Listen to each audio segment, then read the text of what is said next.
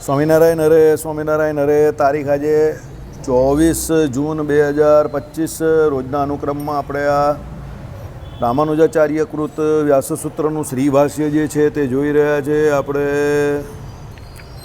અભેદ જ્ઞાન જે છે એ મુદ્દો જોઈ રહ્યા છે. જગતગુરુ શંકરાચાર્યનું અભેદ જ્ઞાન એટલે આત્મા પરમાત્માનું જે એકત્વ જ્ઞાન જે છે કે આત્મા એ જ પરમાત્મા છે એવું જે જ્ઞાન ફક્ત ને ફક્ત જગતગુરુ શંકરાચાર્યનું જે અભેદ જ્ઞાન છે તે આપણે જોઈ રહ્યા હતા. ગઈકાલે આપણે એમાં ઘણા બધા શ્રુતિઓના અર્થો જોયા. ઉપરની શ્રુતિઓમાં મૃત્યુ શબ્દનો અર્થ અવિદ્યા થાય છે. ભાઈ મૃત્યુ એટલે જેને મૃત્યુ ટળી જાય, સંસાર ટળી જાય એમ કહ્યું એટલે અવિદ્યા ટળી જાય. કેમ? જ્યાં સુધી કોઈ પણ જીવને અવિદ્યા કે માયા જે કંઈ વળગેલી છે સંસાર છે ત્યાં સુધી એનું જન્મ મરણ થયા કરશે, એટલે એને મૃત્યુ વારંવાર આવ્યા કરશે. કેમ? શરીર છે ત્યાં સુધી મૃત્યુ છે અને શરીરનો જ જન્મ થાય છે, એટલે એ જન્મ મરણ જે છે એ ટાળવા માટે અભેદ જ્ઞાનની બહુ જરૂર છે. આવું જગતગુરુ શંકરાચાર્યનું માનવું છે. સનત સુજાતમાં કહ્યું છે, મોહો વૈ મૃત્યુ સંમતો યહ કવિનામ પ્રમાદમ ત મૃત્યુમહમ બ્રવીમી સદા અપ્રમાદમ, એટલે અપ્રમાદ અમૃતત્વમ બ્રવીમી એટલે બે શબ્દનો અહીંયા અર્થ કરવાનો. સનત સુજાતમાં એટલે મહાભારતમાં એક પ્રકરણ છે તે, અને રે જોન્સનની આવૃત્તિમાં આ વાક્ય નથી. ઓકે ચલો જવા દઉં, જોન્સન સાથે આપણે કોઈ લેવા દેવા નથી. જે મોહ એટલે અજ્ઞાન છે તેને વિદ્વાનો મૃત્યુ માને છે. પ્રમાદ અજ્ઞાનને હું મૃત્યુ કહું છું, અને સદા પ્રમાદ રહિત જ્ઞાની હોઉં તેને અમૃતત્વ કહું છું. બહુ સાચી વાત છે. જ્યાં સુધી તમે તમારી એક એવી અવસ્થામાં ન રહેવું કે જેમાં તમે જે વસ્તુ જેવી છે એનો અર્થ સંપૂર્ણપણે જાણો, એટલે યથાર્થ જે વસ્તુ જેવી છે એવું જાણો, એવી જ્ઞાન અવસ્થામાં જ્યાં સુધી તમે ન જીવો, અને એક પ્રમાદવાળી અવસ્થા કે જેમાં તમને જ્ઞાન જે છે તે પૂરેપૂરું નથી હોતું, અધકચરું હોઈ શકે એટલે એને અજ્ઞાન પણ કહી શકાય. તમોગુણને કારણે પણ એવી પ્રમાદવાળી અવસ્થા વર્તે છે, અને એમાં ઘણી વખત હોશિયાર માણસ પણ ભૂલ કરે છે. કારણ કે એ તમોગુણી અવસ્થાને કારણે જે ન બોલવાનું હોય બોલાઈ જાય છે, ન કરવાનું એનાથી થઈ જાય છે. ક્રોધ આદિ જે કોઈ તમોગુણને લક્ષી એમ કહી કે વિકૃતિ છે તે પણ એને વિશે આવે છે. હવે જ્યાં સુધી આ બધું ટળે નહીં, આ બધા શરીરના ભાવો છે એ અજ્ઞાન છે એ ટળે નહીં ત્યાં સુધી મૃત્યુ અને જન્મ બંને વારંવાર ચાલુ ને ચાલુ રહેશે. એટલે એ ટાળવા માટે જ્ઞાનની બહુ જરૂર છે. તો જ્ઞાન માટે પહેલાં શું છે કે જ્ઞાની હંમેશા અપ્રમાદી હોય. જો શરીરને થાક લાગે, શરીરને ઊંઘ પણ આવે, પણ એ ભગવાને કહ્યું એ પ્રમાણે કે એ જાગ્રત અવસ્થામાં તો જાગતો જ છે, પણ એની નિદ્રા જે છે એને વિશે પણ એ જાગતો છે, સંયમશીલ છે. એટલે એની નિદ્રા જે છે એમાં પણ એને એના કર્તૃત્વનું જે એમ કહે કે ખ્યાલ રહે છે કે આ કર્મ મારે કરવું જોઈએ, આ કર્મ મારે ન કરવું જોઈએ. એટલે ભગવાને કહ્યું એ પ્રમાણે એને તો ભૂંડું સ્વપ્ન પણ ન આવે. એટલો બધો એ કર્મશીલ અને કર્મઠ હોય છે કે એને જે કોઈ ભૂંડા કર્મ જે છે તે એનો ત્યાગ કરીને ચાલ્યા જાય છે. સ્વપ્નમાં પણ, જાગ્રતમાં તો એ કરતો જ નથી, પણ સ્વપ્નમાં પણ એ ભૂંડા કર્મ નહીં કરતો. કેમ? એ એટલો સંયમી છે, એ એટલો જાગ્રતમાં છે. એટલે કહેવાનો મતલબ એને સ્વપ્ન અવસ્થાને વિશે પણ જાગ્રત અવસ્થા વર્તે છે, એવો એ અપ્રમાદી છે. ત્યારે આપણું ઉલટું છે, આપણે જાગ્રતમાં પણ પ્રમાદને કારણે કેવા થઈ જઈએ છીએ, સ્વપ્નમાં ખોવાઈ જઈએ. અરે આપણી તો સ્વભાવમાં જ એવા ઘણા લોકો આવે છે કે અહીંયા જાગ્રત અવસ્થામાં સૂઈ જાય બેઠા બેઠા શાંતિથી, કાયમ માટેના પ્રમાદમાં. તમે જોજો, જે વ્યક્તિની જે પ્રમાણેની વર્તણૂક હોય ને એ પ્રમાણેનું એને એચિવમેન્ટ પણ હોય. Behaviour is equal to your achievement. તમે જેવું બિહેવિયર રાખો, તમારા જીવનમાં જેટલી ડિસિપ્લિન હોય, શિષ્ટાચાર હોય, એ પ્રમાણે તમારા કામ જે છે તે કોઈના મોડા થાય, કોઈના વહેલા થાય, પણ એની પ્રગતિ નક્કી છે. કારણ કે શિષ્ટાચાર છે ને એટલે ગમે ત્યારે એની પ્રગતિ થશે. એનો સારો સમયની જ રાહ છે ખાલી. ત્યારે જેના જીવનમાં શિષ્ટાચાર નથી, ડિસિપ્લિન નથી જેના જીવનમાં, એને એના સારા સમયમાં પણ એ પોતે આત્મહત્યારો કે આત્મઘાતી થશે. કારણ કે એને એના સારા સમયમાં પણ શું કરવું અને શું ન કરવું એનો શિષ્ટાચાર નથી. એટલે એ જવાનો અવળે ધંધે જ. એટલે એનો સારો સમય પણ એના માટે સારો ન નીવડશે. અને જે શિષ્ટાચારી છે કે જેને સાર અસારનો વિવેક છે એનો ખરાબ સમય પણ ચાલતો હશે ને એને જ ખબર પડશે કે મારો ખરાબ સમય ચાલે. લોકોને તો એવું જ લાગશે કે એનો બહુ સારો સમય ચાલી રહેલો છે. સમજજો, બરાબર? આનું તમને લાઈવ ઉદાહરણ હું સમય આવી આપીશ, અત્યારે નહીં આપીશ, કારણ કે એનો હજુ સમય નથી આવ્યો. સમજો, ઘણી બધી બાબત કેવી હોય કે એને એના સમય પર કેવી વધારે જરૂરી હોય. અત્યારે એવો સમય નથી આવ્યો કે એનું લાઈવ ઉદાહરણ તમને હું આપી શકું. બાકી એની હું લાઈવ ઉદાહરણ મારી પાસે છે, પણ એનો સમય હજુ પાક્યો નથી. એ હજુ ઇમેચ્યોર અવસ્થામાં છે. એ જ્યારે મેચ્યોર અવસ્થામાં આવશે ત્યારે આ બોર્ડ ઉપર લખીને તમને સમજાવીશ કે આ કેમ આવું છે. એટલે કહેવાનું તાત્પર્ય એવું છે કે તમે તમારી ડિસિપ્લિનથી એટલે અપ્રમાદથી આલોક અને પરલોક બંનેમાં તરી જાઓ છો. પ્રમાદી વ્યક્તિ કોઈ પણ ધારેલા કર્મો એટલે કાર્યો કરી શકતો નથી. એટલે જેને પોતાના કાર્યો કરવા હોય એણે પહેલાં એનો પ્રમાદ છોડવો પડે, આળસ છોડવી પડે. બીજું કે જેટલું શરીરને લગતું કામ છે, જે કમ્પલસરી છે, જે કરવાનું છે, ખાવું પીવું ઊંઘવું આ તે, બસ એટલી રીતે જ એક શારીરિક ક્રિયા કરે. બીજી કોઈ રીતે એ શરીરની જોડે એટલો જોડાય નહીં. એના કર્મને વિશે પ્રવૃત્ત રહી કે એને શું કરવાનું છે એને વિશે એની વૃત્તિ રહી, તો એ વ્યક્તિ ચોક્કસ એના ધ્યેયને પામે. એટલે મોક્ષ કરવા માટે પણ વ્યક્તિએ પહેલાં અપ્રમાદી થવું બહુ જરૂરી છે. એને એનું કર્મ જે છે તે નિત્ય કર્મ કર્યા કરવું પડે. રોજ શરીરનો ધર્મ છે એ એના પ્રમાણે જ ચાલવાનો છે. તમે ગમે એટલો ખ્યાલ રાખો, ગમે એટલું, અમે તો જોયું છે અમારા જીવનમાં કે બિચારો બહારનું કંઈ ખાતો નહીં હોય. આમના જ પેલા ઘરમાં કોઈ હતા, એની જિંદગીમાં એણે બહારનું ન ખાધેલું, એને કેન્સર થઈ ગયેલું. એ ભાઈએ જ મને કહ્યું. ચાલો બોલો. એટલે શરીર એના ધર્મો નિભાવશે, પ્રારબ્ધ એનું કામ કરશે, પણ જે શિષ્ટાચારમાં રહી છે, જેનામાં ડિસિપ્લિન છે, એ ઊભો થઈ જશે. પણ જેનામાં શિષ્ટાચાર નથી એ એના સારા સમયને પણ ક્યાં ગુમાવી દેશે એને ખબર જ નહીં પડશે. યાદ રાખો. એટલે સમય સારો આવે, સમય ખરાબ પણ આવે, ના નહીં પાડતા આપણે, પણ ખરાબ સમયને પણ તમારે કેવી રીતે સારો બનાવવું એ તમારા હાથમાં છે, તમારા ક્રિયમાણ દ્વારા. મંદિરે આવો, સત્સંગ કરો, ભજન કરો, સાધુ સંતોને મળો, સત્શાસ્ત્રનો સંગ કરો. સમજો, જે જેવું દેખાય છે એવું હોતું નથી. જે વ્યક્તિ તમને બહુ સુખ સગવડતાવાળો અને સુખ સગવડતાને કારણે મજબૂત દેખાય છે, એકચ્યુઅલી એવું નથી હોતું. એ મજબૂત છે એટલે તમને એવું દેખાય છે કે એની પાસે સુખ સગવડતા છે. તમે મજબૂત નથી એટલે તમને તમારા વિશે બધી અગવડ દેખાય છે. યાદ રાખજો, સુખ સગવડતાથી કોઈ પણ વ્યક્તિ મજબૂત નથી બની શકતો.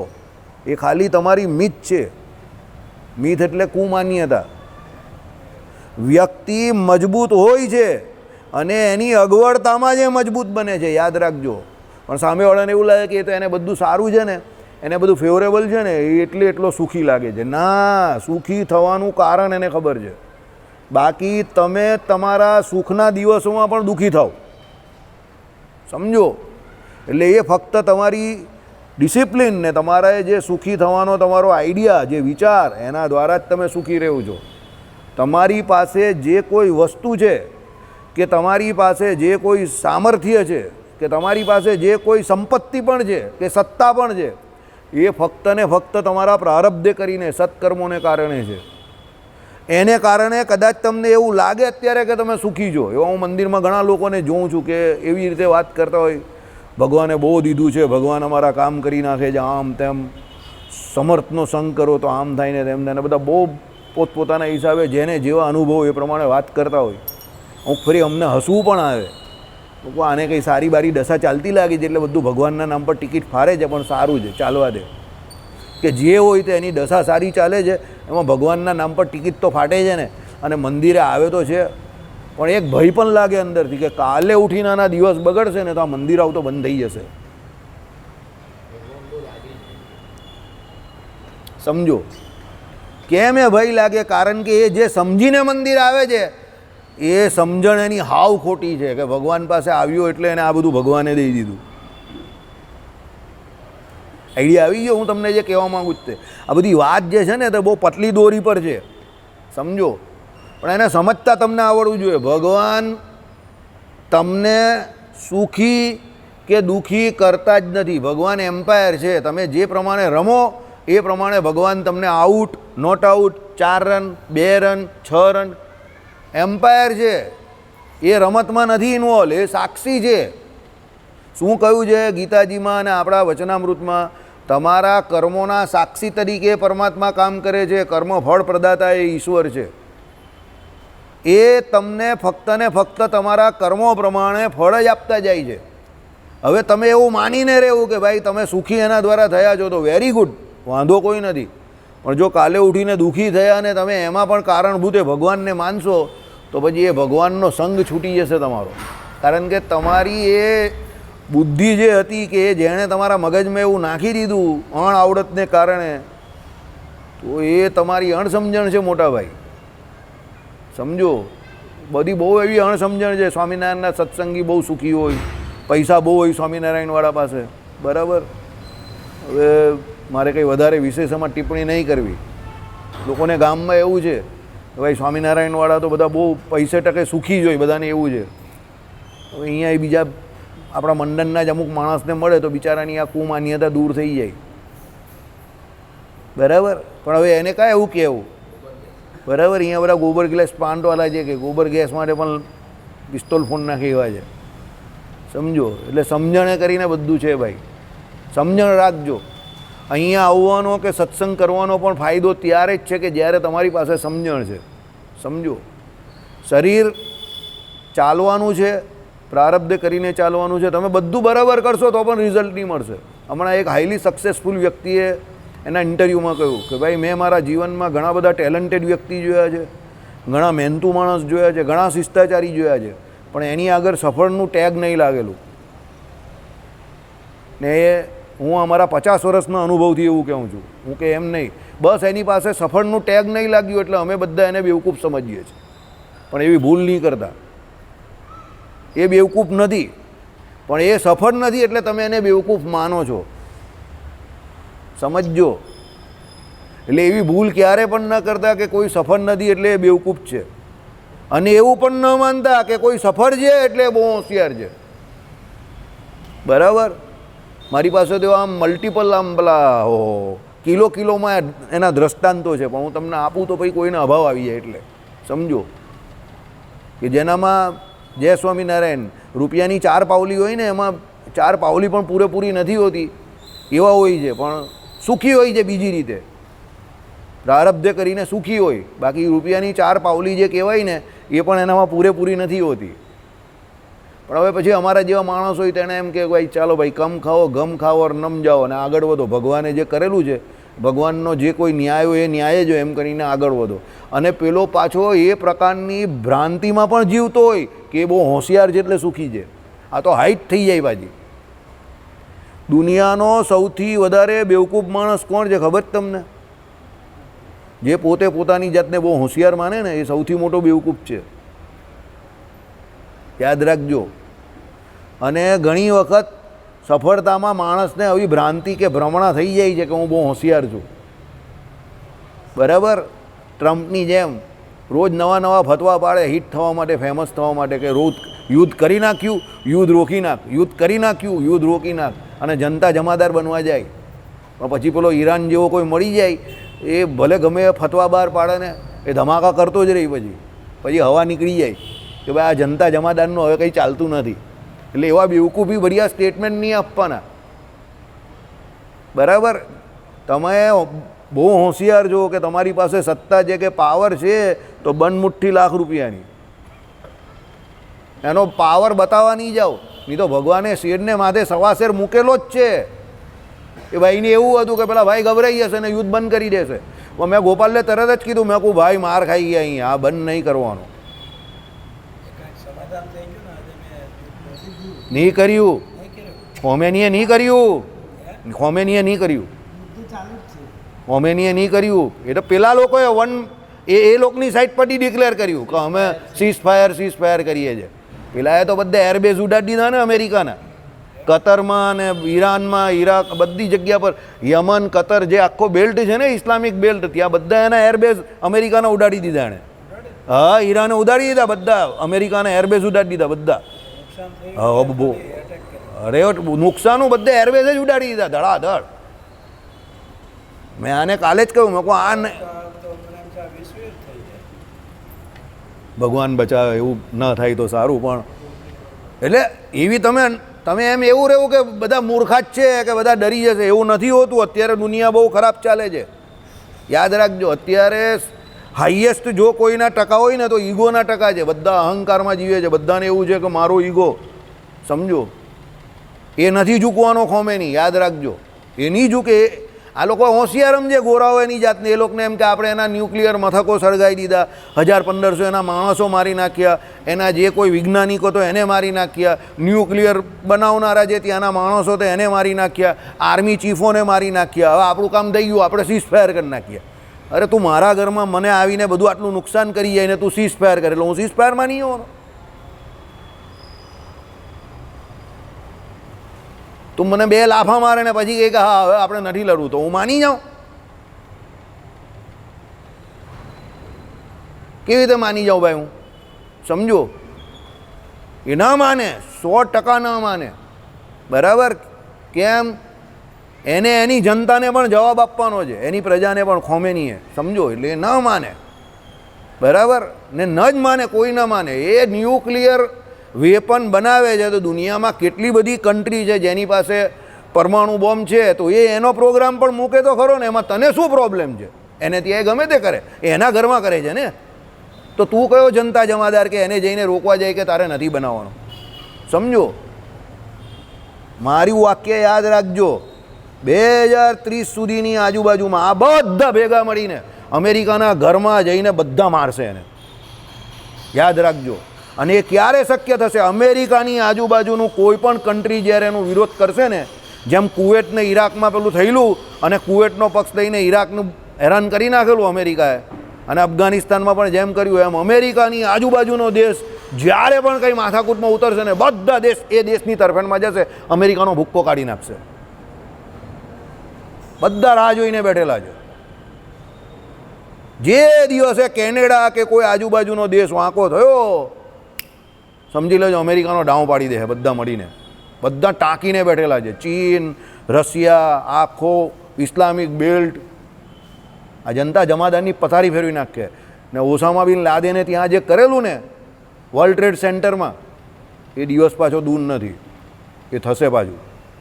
કારણ કે આ જે છે ને બદલો લે જ. એના 1000 માણસ મરે ને એની એ લોકોને કોઈ ચિંતા નથી, યાદ રાખજો. ગોરા 10,000 ખાલી 500 પણ મરે ને તો હોવા મચી જાય. સરકારે જવાબ આપવો અઘરો પડી જાય, સરકાર ઉઠલી જાય ને થશે જે એના ઘરમાં જઈને કરશે. એના એર જે એ છે ને એમાંથી ઘુસાડી દે કોઈ, કંઈ ને કંઈ. તમે જોજો, આ દિવસ દૂર નથી. ટ્રમ્પ બહુ હોશિયારી મારે છે ને, યાદ રાખજો, અંદર જઈને ઘૂસી જાય કોઈ. કારણ કે એ લોકોને મૃત્યુનો ભય નથી. એ લોકોનું ધર્મગ્રંથ શું કહે છે? ધર્મ માટે મરશો જન્નતની પ્રાપ્તિ થશે. એટલે એને મૃત્યુનો ભય નથી. ગોરાઓને મૃત્યુનો બહુ ભય છે, સમજી જજો. બરાબર? ચલો, જય સ્વામિનારાયણ. સ્વર્ગ, સ્વર્ગ. ઓકે, એટલે આ પ્રમાણે પ્રમાદનું જોઈ લીધું હવે. અને સત્યમ જ્ઞાનમ અનંતમ બ્રહ્મ. બ્રહ્મ સત્ય, જ્ઞાન અને અનંત છે. આમાં જો બ્રહ્મ સત્ય, જ્ઞાન અને અનંત, એટલે આમાં એક પણ વિશેષણ નહીં આવે. કારણ કે અદ્વૈતનું છે, સમજજો. એટલે બ્રહ્મ છે એને સત્ય કહ્યું, પછી જ્ઞાન કહ્યું ને અનંત કહ્યું, પણ પાછી ગરબડ થઈ ગઈ. શું ગરબડ થઈ ગઈ? આમ જોવા જાય તો સત્ય પણ જે છે તે વિશેષણ જ છે ને. તો બરાબર, એટલે જ્ઞાન વિશેષણ છે, પણ એ લોકો જ્ઞાનને કર્તા તરીકે લઈ બાજા, સમજો. એટલે એ લોકો શું કહે? સત્ય એ જ બ્રહ્મ, જ્ઞાન એ જ બ્રહ્મ અને અનંત એ જ બ્રહ્મ. ત્યારે આપણે શું કહીએ? જેનામાં અનંત નામનો લક્ષણ રહ્યું છે, જેનામાં જ્ઞાન રહ્યું છે, કે જે પોતે સત્યને માનનારું છે, તે બ્રહ્મ. એટલે આપણે એને વિશેષણ તરીકે ઉપયોગ કરે, પણ આ લોકો નથી કરતા. બરાબર? આટલો ફરક છે. ચાલો, વિજ્ઞાનમ આનંદમ બ્રહ્મ, એટલે બ્રહ્મ એ વિજ્ઞાન અને આનંદ છે. ઇત્યાદિ સ્વરૂપ વિવેચક વાક્ય વડે તેનું સ્વરૂપ નક્કી કરવામાં આવ્યું છે. એવું જે નિર્વિશેષ થતાં કેવલ ચૈતન્ય બ્રહ્મ તેની અને એની આત્મા જીવાત્માની એકતાનું જ્ઞાન નીચેના વાક્યથી સિદ્ધ થાય છે. બરાબર. એટલે એ લોકો ગમે તે હિસાબે એવું સિદ્ધ કરવા જશે કે અભેદ જ્ઞાન જે છે તે અમારી વાત સાચી છે, એ લોકોએ અભેદ શ્રુતિઓને એમાં પ્રમાણ આપશે જ કે ભાઈ જીવ અને બ્રહ્મ બંને એક છે. અથ યો અન્યામ એટલે એમાં એવું કહ્યું છે કે જે દેવતા એટલે બ્રહ્મને ભિન્ન રૂપે એ જુદી છે અને હું જુદો છું તેમ ઉપાસે છે તે જાણતો નથી, અજ્ઞાની છે. એટલે ભાઈ એવું જે માને છે કે બ્રહ્મ એટલે ભગવાન જુદા છે અને હું જુદો છું તે એમ કે બ્રહ્મને જાણતો જ નથી, આવું અદ્વૈત વેદાંત કહે છે. એ આત્મા છે એટલે એ બ્રહ્મ તે હું પોતે છું એમ ઉપાસના કરવી, એટલે એ બ્રહ્મ પોતે જ છું. બરાબર. તે તું જ છે એટલે તત્વમસી. બરાબર. એ આવી ગયું. ચાલો. હે ભગવતી દેવતા તું તે હું છું અને હે ભગવતી દેવતા હું તે તું છે. આ જે હું છું તે જ છે અને જે તે જ છે તે જ હું છું. એટલે બધી રીતે એ લોકો અભેદ જ્ઞાનની વાત કરશે. આ બધી શ્રુતિઓના પ્રમાણ આપ્યા કે બ્રહ્મ અને આત્મા બંને એક છે, તે તું જ છે, હું તે જ છું, તું એ જ છે. એ બધી વાત છે તેનો ટૂંકમાં સાર એવો છે કે બ્રહ્મ અને જીવ બે જુદા નથી. આવું સાબિત કરવાની કોશિશ કોણ કરી રહ્યું છે? અદ્વૈત વેદાંત. અને સૂત્રકાર પણ એ જ કહેશે કે આત્મેતી તૂપ ગચ્છતી ગ્રાહ્યંતી ચ, એટલે બ્રહ્મ 4 1 3 એટલે આત્મા જીવાત્મા એ જ બ્રહ્મ, એટલે કારણ કે એ પ્રમાણે માને છે અને સમજાવે છે. વાક્યકાર પણ કહે છે આત્મેત્યેવ તું ગુહણ્યાત સર્વસ્ય તન્નિષ્પત્તે, એટલે સર્વ આત્મા છે એમ સમજવું, કારણ કે સર્વ એનામાંથી નીકળે છે. જો બાજુ નીકળે જેવું કહે છે. આ રીતે બ્રહ્મ એકત્વ વિજ્ઞાન, બ્રહ્મ આત્મા એકત્વ વિજ્ઞાન વડે મિથ્યારૂપ બંધની અને એ બંધના કારણ સહિત નિવૃત્તિ થઈ જાય છે એમ કહ્યું છે. એ આપણે આ લખેલું જ છે. આ બધું અઘરી ભાષામાં છે એટલે તમને બધાને એવું લાગે કે આ બધું શું છે, પણ આપણે આ લખેલું એ છે કે ભાઈ અજ્ઞાનની નિવૃત્તિ એટલે મિથ્યા જ્ઞાનની નિવૃત્તિ ક્યારે થાય? તો જ્યારે એ આત્મા અને પરમાત્માને એક સમજે, એ અભેદ બુદ્ધિ આવે એનામાં, એટલે અભેદ જ્ઞાનની પ્રાપ્તિ થાય, એટલે એને મિથ્યા એવો સંસાર જે છે એની નિવૃત્તિ થઈ જાય. કારણ કે સંસાર એ લોકોના મતે શું છે? મિથ્યા છે. હકીકતમાં સંસાર નથી પણ એ દેખાય છે. હકીકતમાં આ ભ્રમ જ છે, બધું સબર ભ્રમ ભરાય. પણ પેલાને કલ્પિત માયા કે અવિદ્યા છે એનો આરોપ જે છે એને કારણે આ સંસાર જે છે તે સત્ય લાગે છે. બાકી સંસાર કેવો છે? મિથ્યા છે. એટલે જગત મિથ્યામ નારાયણ સત્ય. એટલે આવું કોણ કહે છે? જગતગુરુ શંકરાચાર્યનું અદ્વૈત વેદાંત. હવે જ્યારે એ જગત મિથ્યા છે તે એ મિથ્યા રૂપે નહીં પણ સત્ય રૂપે ભાસે છે પેલાને. કેવી રીતે? રજ્જુમાં સર્પની રીતે. તો ત્યારે જ્યાં સુધી એને અભેદ જ્ઞાનની પ્રાપ્તિ ન થાય, કયું અભેદ જ્ઞાન? કે ભાઈ હું પોતે બ્રહ્મ જ છું, ત્યાં સુધી એની એ મિથ્યા બુદ્ધિ જે છે તે જતી નથી, એટલે એનું અજ્ઞાન જે છે તે નિવૃત્ત થતું નથી. પણ જેવી એને આ અભેદ જ્ઞાનની પ્રાપ્તિ થઈ ગઈ ત્યારે એને આવું ચાલુ થઈ જાય છે. બરાબર. ચાલો. એટલે આ પ્રમાણે આ અભેદ જ્ઞાન જે છે તે પૂરું થયું. હવે આવે છે બાધ્ય બાધક ભાવનું ધોરણ. બરાબર. એક બાધ્ય છે અને બીજો બાધક છે. શું બાધ્ય છે અને શું બાધક છે તે તમને આમાં સમજાવશે. પણ આ સામે કોઈ શંકા કરશે કે સકલ ભેદની નિવૃત્તિ, આ બાધ્ય બાધક ભાવ પેલો જ છે. કોઈ અભેદ કહે છે ને આ લોકો અભેદ જ્ઞાન, એના વિશે બાધ્ય બાધક ભાવ કહેશે. હવે એની શંકા આવશે. સકલ ભેદની નિવૃત્તિ કે જે પ્રત્યક્ષ અનુભવથી વિરુદ્ધ છે તે શાસ્ત્રજન્ય અભેદ જ્ઞાન વડે પણ સી રીતે કરી શકાય. બરાબર. સાંભળો કે ભાઈ તમે એમ કહો છો કે સકલ ભેદની નિવૃત્તિ એટલે આ જે ભેદ બુદ્ધિ જે છે કે ભાઈ આ બધું જુદું જુદું છે, એની નિવૃત્તિ જે છે કે જે પ્રત્યક્ષ અનુભવથી વિરુદ્ધ છે. એટલે પ્રત્યક્ષ જે અનુભવ થયો એનાથી વિરુદ્ધ છે. એમ અનુભવમાં જે કંઈ આવ્યું એનાથી જુદી છે. તે શાસ્ત્રજન્ય અભેદ જ્ઞાન વડે સી રીતે થઈ શકે? ભાઈ એ શાસ્ત્રજન્ય અભેદ જ્ઞાન વિશે કેવી રીતે થાય? એના જવાબમાં કહેવાનું કે આ રજ્જુ દોરડી છે, સર્પ નથી. એ જ્ઞાન વડે પ્રત્યક્ષ વિરુદ્ધ સર્પ નિવૃત્તિ જે રીતે કરાય છે એ રીતે આપણે જેમ સમજાય એમ જ છે. જો તમને આના શબ્દોમાં સમજ ન પડે તો ચિંતા ન કરતા, આપણે એને સરળતાથી સમજાવી જ દીધું જ પહેલેથી.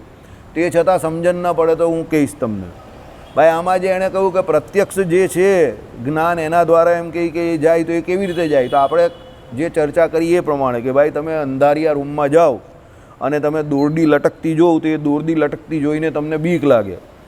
પછી તમને કોઈ હોશિયાર માણસ કહે કે ભાઈ લાઇટ ચાલુ કરીને જો, એટલે પેલો પ્રકાશ કરે, લાઇટ ચાલુ કરે એટલે પેલી દોરડી દેખાય, એટલે પછી પેલાનો ભય જે છે તે ટળી જાય ને કે ઓહ આ કંઈ સાપ નથી, આ તો શું છે, દોરી છે. એટલે જ્યારે એને પ્રત્યક્ષ અનુભવ સિદ્ધ જ્ઞાન થયું ત્યારે એને શું થયું કે ભાઈ એનું જે અજ્ઞાન હતું તે ટળી ગયું. બરાબર? એ રીતે એટલે શું કહ્યું, સર્પ નિવૃત્તિ કરાય છે તે રીતે. પણ તે સામે ફરી શંકાકાર કહે છે ત્યાં તો બે પ્રત્યક્ષ વચ્ચે વિરોધ છે, પણ એમ કહેનાર શંકાકારને પૂછી શકાશે કે સરખે સરખાનો એટલે બે પ્રત્યક્ષનો વિરોધ હોય છે, ત્યાં બાધક ભાવ સી રીતે નક્કી થાય? એના ઉત્તરમાં તો એ કહેવું પડશે કે પહેલું પ્રત્યક્ષ એટલે સર્પ પ્રત્યક્ષ દોષરૂપ કારણથી ઉત્પન્ન થયેલું છે, તેથી તે બાધ્ય છે. સમજો, પહેલું જે સર્પ દેખાયો તે તો દોષરૂપ બાધકથી છે. કેવી રીતે? પેલું અંધારું હતું ને એટલે એને સર્પ દેખાયો. બરાબર? એટલે એ શું છે? બાધક છે. હવે બાધક કેવી રીતે? પેલા બાધ્યથી, એટલે પેલો પ્રકાશ લાઇટ ચાલુ કરશે એટલે બાધ્ય બાધક ભાવ થઈ જશે. આ બધા શબ્દો જે છે ને તે અદ્વૈત વેદાંતના છે, બાધ્ય બાધક ભાવના. એટલે તમને એમાં સમજ ના પડશે, પણ એમાં જે કહેવા માંગે છે સમજ પડશે, એટલે તમને એમ થાય કે આ બાધ્ય બાધક ભાવમાં કંઈ લેવાનું નથી. જો શાસ્ત્રોના શબ્દો જે છે ને એ વ્યાકરણના શબ્દો હોય, જે તે વેદાંતનો વ્યાકરણ હોય કે જેના જે શબ્દો હોય એ શબ્દોથી આપણે પરિચિત ન હોય એટલે આપણે ડર લાગ્યા કરે કે આમાં શું આવશે, શું આવશે, શું આવશે. પણ તમે વાંચો ને એને સમજી લો ને તમને એમ થાય કે આ ખાલી ઉપરનો શબ્દ જ અઘરો છે, અંદર કંઈ નથી. એવું ઘણી બધી થિયોરીમાં ભણતા હોય ત્યારે પણ આવે આપણે. બરાબર? અમારા વખતે પેલી ડોપલર ઘટના એક આવતી. હવે ડોપલર નામ જ કેવું છે, આ ડોપલર ક્યાંથી આવી ગયો વચ્ચે? પછી પેલી ગોસ્ટ થિયરી આવે ફિઝિક્સમાં. આપણે એમ થાય કે આ ગોસ્ટ કેવો છે, નામ જ કેવા વિચિત્ર. બરાબર? પછી પેલો કોણ હતો, પાયથાગોરસ, ભૂમિતિવાળો. આનું નામ કેવું વિચિત્ર. પછી એને તમે સમજી જાઓ તો તમને એટલું અઘરું ન લાગે. નામ અઘરા હોય થોડા, કે આ બાધ્ય બાધક ભાવ, એટલે તમને એમ કે ભાઈ આમાં બાધ્ય અને બાધક ને આ બધી શું વાત કરેલી છે. બાધ્ય કોણ છે ને બાધક કોણ છે એ સમજવાનું છે. બાધ્ય આમાં શું છે કે પેલો સર્પ છે. બરાબર? એટલે આમાં શું કહ્યું તે સાંભળો. પ્રત્યક્ષ સર્પ પ્રત્યક્ષ એટલે સર્પ પ્રત્યક્ષ દોષ કારણથી ઉત્પન્ન થયેલું છે તે બાધ્ય છે, અને બીજું પ્રત્યક્ષ એટલે રજ્જુ પ્રત્યક્ષ દોષરૂપ કારણથી થયેલું નથી, તેથી તે બાધક છે.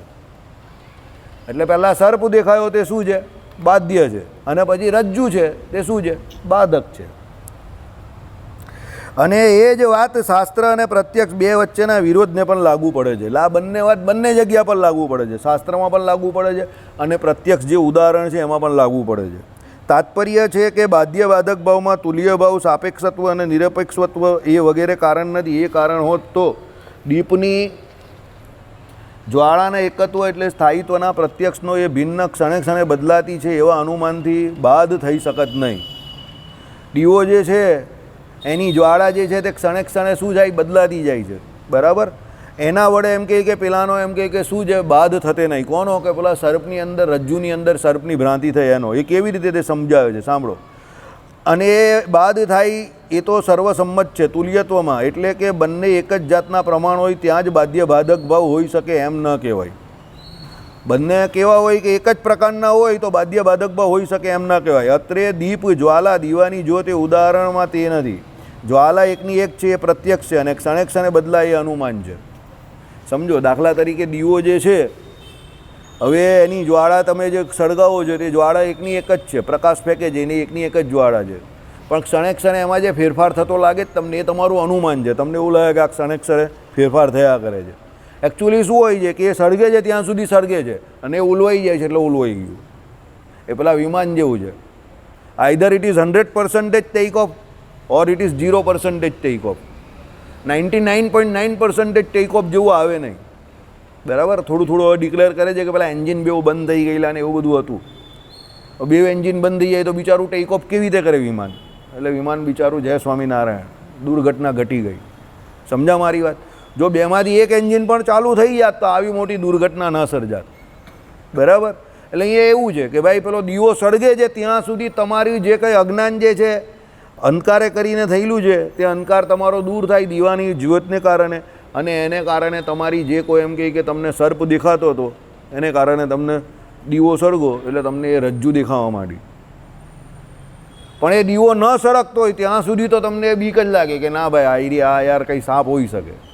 હવે એ દીવાની જ્યોત જે છે તે આમ થોડી પેલી ઓલવાય આમ જરા ઓછી થાય વધતી થાય, ઓછી થાય વધતી થાય, એ જે છે એટલે એના પ્રકાશમાં થોડો ઘણો ફેરફાર થતો હોય, પણ એ તમારું અનુમાન છે. બાકી એ શું છે? સળગે છે એટલે સળગે છે. માણસ જેવું જીવે છે એટલે જીવે છે, પણ વેન્ટિલેટર પણ મૂકેલો છે તે કોણે મૂકેલો છે? હોસ્પિટલે એના પોતાના માટે મૂકેલો છે, બાકી વેન્ટિલેટર જેવું કંઈ હોતું નથી. સાહેબને પૂછી લેજો, મને વધારે પૂછતા નહીં, બરાબર. વેન્ટિલેટર કોના માટે કામનું છે?